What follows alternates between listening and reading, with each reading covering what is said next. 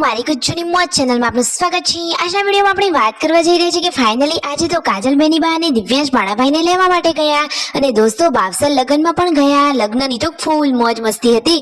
તો લગ્ન કોના હતા, લગ્નમાં કોણ કોણ ગયું અને દોસ્તો ફાઇનલી આજે કાજલ બેનીબા અને દિવ્યાંશ આવી જવાના છે કે હજુ 2 દિવસ પછી આવવાના છે? શું સંજયભાઈ રણજીતભાઈ તેમને ઘરે જ લેવા જવાના છે કે બીજા દિવસે લેવા જશે? આ બધા જ પ્રશ્નોની માહિતી મળશે તમને મારા આ વિડીયોમાં। મારી ચેનલ પર નવા હોય તો ચેનલને ફટાફટ લાઈક શેર અને સબસ્ક્રાઇબ કરી દો।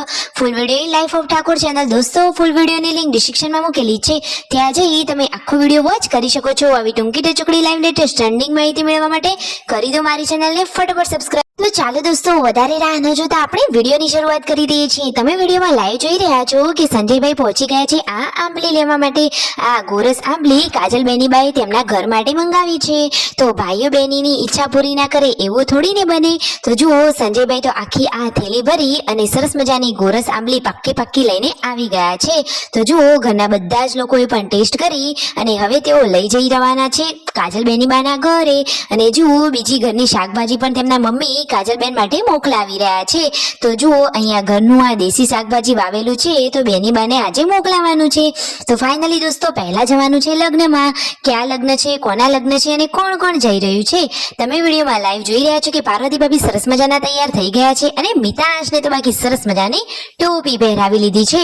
તો રણજીતભાઈ, સંજયભાઈ અને પાર્વતી ભાભી જઈ રહ્યા છે બાવસર લગ્નમાં। તો જુઓ દોસ્તો ત્યાં કેટલી પબ્લિક છે, કેટલી મોજ મસ્તી કરી એ બધું જ તમને આ વિડીયોમાં લાઈવ જોવા મળશે। ફાઇનલી લગ્નમાં જવા માટે નીકળી ગયા છે અને આજે તો ઘરે છે જુઓ પૂનમ ભાભી, તેમના સાસુ અને આ થોડીક એવી બચ્ચા પાર્ટી, કારણ કે શિલ્પા ભાભીને એ લોકો પણ ગામમાં શ્રીમદના પ્રસંગમાં ગયા છે।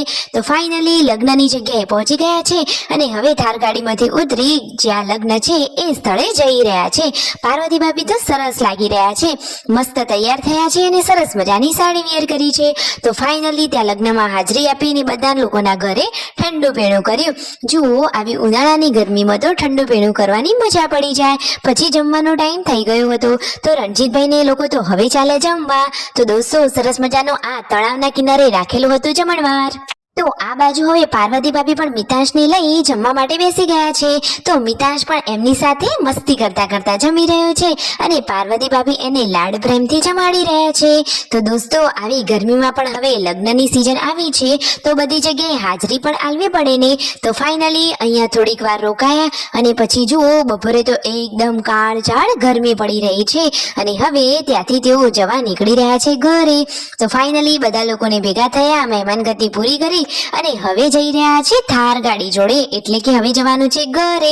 તો જુઓ દોસ્તો હજી તો બધા મહેમાનો બોલાવતા જ હતા ચા પાણી માટે। તો મિતાંશ તો એક આ ઘરે બેસીને કેવી મસ્તી કરી રહ્યો છે।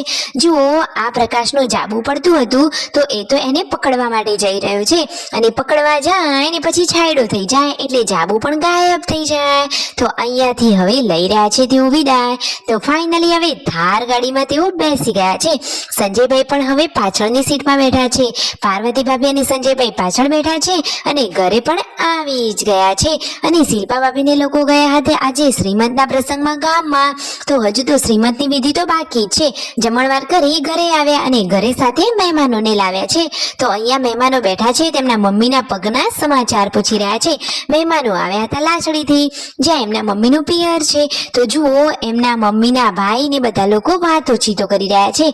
પછી સંજયભાઈ અને રણજીતભાઈ હવે નીકળી રહ્યા છે ગાંધીનગર જવા માટે। તો ફાઇનલી થાર ગાડી લઈ બંને ભાઈઓ જે જોતો હતો એટલો સામાન લઈ પહોંચી ગયા છે ગાંધીનગર।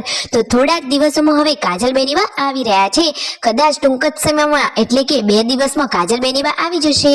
હવે તો દિવ્યાંશનો બર્થડે પણ આવી રહ્યો છે। અહીંયા થોડોક નાસ્તો કર્યો, વાત સાચી લાગી હોય તો કરી દો લાઈક શેર એન્ડ સબસ્ક્રાઇબ।